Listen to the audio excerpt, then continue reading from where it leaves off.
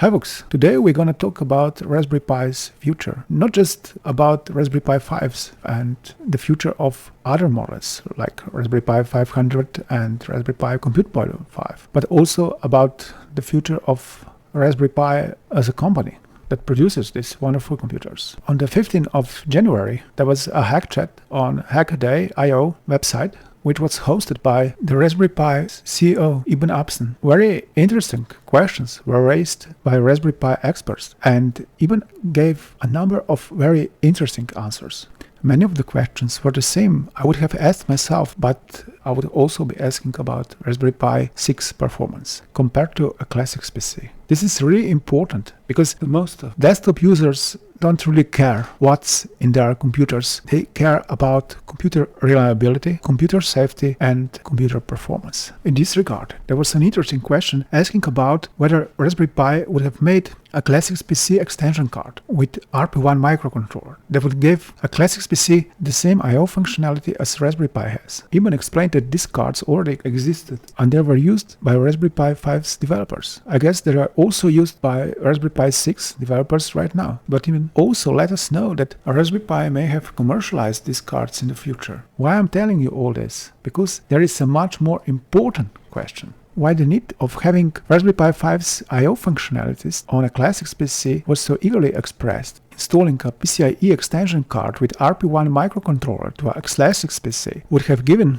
the same I/O functionalities as Raspberry Pi 5 has to a much more capable Intel or AMD computer designs. There was another interesting question, in my opinion somehow related to this one, whether Raspberry Pi would have given full access to RP1 microcontroller to Raspberry Pi users, and whether this would have been a security concern for the operating system. Eben simply explained that they had no intentions to do so, because RP1 microcontroller was an old design and they may have replaced it completely in the future. And he didn't want users to get accustomed to its internal structures for that reason. There was another interesting question, whether Raspberry Pi 6 would have supported Wi-Fi 7, and if Raspberry Pi 6's Wi-Fi Bluetooth controller would have communicated through a much faster PCIe bus instead of using SPIE and serial connections. Eben explained that the SDIO bus that was currently used to communicate to Wi-Fi controller still allowed for much higher data transfer rates. In his opinion, communication to Bluetooth controller should have been speeded up first because it was still using a serial communication. However, the idea of using PCIe communications to both controllers was still on the table. In my opinion, this is related to another intriguing question, whether Raspberry Pi is going to produce a model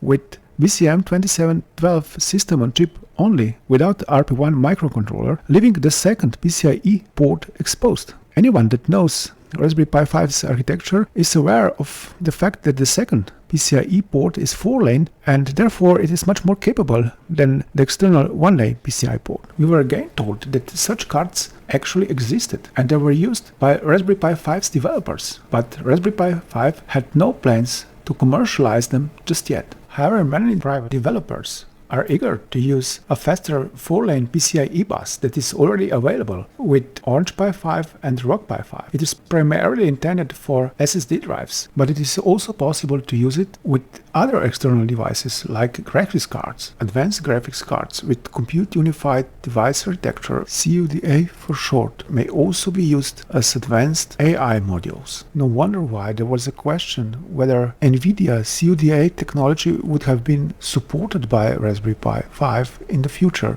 Eben replied that there was a great work in progress by Jeff Geerling to enable using external graphics cards on Raspberry Pi 5. He mentioned that Jeff was also making a great progress with non-AMD graphics cards. However, 4 lanes would have still not been enough. And this is because the most powerful graphics cards use 16 lanes. Nevertheless, CUDA technology could have been utilized, because if you don't need to transfer much data to the graphics card's memory, and if you can use it for generic computations, then it can work just like any computer by itself. A small computer like Raspberry Pi can be used to deliver instructions and to enable a workstation's access to this supercomputer-like machine. No wonder why a funny question arose, whether Raspberry Pi would have run a graphics card or vice versa. What I think about it is that Raspberry Pi 5's performance is largely disproportionate to a graphics card performance, because the graphics card was designed to run with a classic PC, which can assist it with complex operations and can also provide many more gigabytes of memory than any Raspberry Pi can. This could have been changed with Raspberry Pi 6, but I doubt it. A Raspberry Pi has a long way to achieve a classic